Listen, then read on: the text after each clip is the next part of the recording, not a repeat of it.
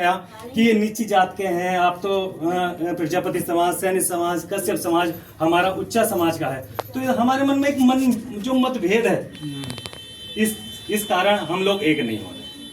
आप हमारे साथ रहो, हम आपके साथ रहेंगे। हाँ। ये क्या बात कह रहा हूँ भाई साहब, जीवन भर सत्ता आल बता रहा हूँ, बिल्कुल सामान्य सत्य बात बता रहा हूँ कि ये सत्य हमारे जीवन में कभी नहीं जाएगी।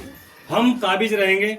और अब क्या चल रहा भैया, हम देख भी रहे हैं हिंदू मुस्लिम की लड़ाई। बस जब हिंदू मुस्लिम की बात करते हैं, ये चुनाव के टाइम पे हिंदू मुस्लिम की बात करते हैं और चुनाव जीतने के बाद चमार कुमार कश्यप की बात करते हैं।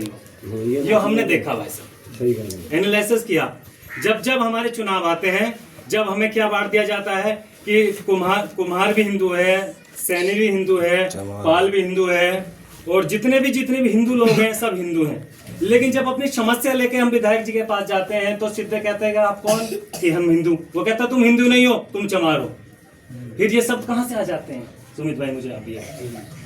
लेकिन उसके बाद मैं बताऊं कि भीमराव अंबेडकर जी ने जो हमें दिया, लोग कह रहे हैं कि आज की डेट में अब कलयुग चल रहा, लेकिन कलयुग अब नहीं, कलयुग पहले था।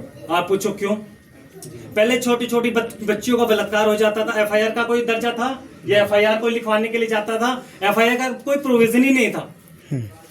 भाई हमारे सामने हमारी बहन, हमारी माँ की अगर कोई बेइज्जती कर दे तो आज आप नहीं जा सकते, थाने खुले। वो अलग बात है कि सत्ता के प्रभाव में काम हो जाता, लेकिन कहीं कहीं हमारे पास राइट है।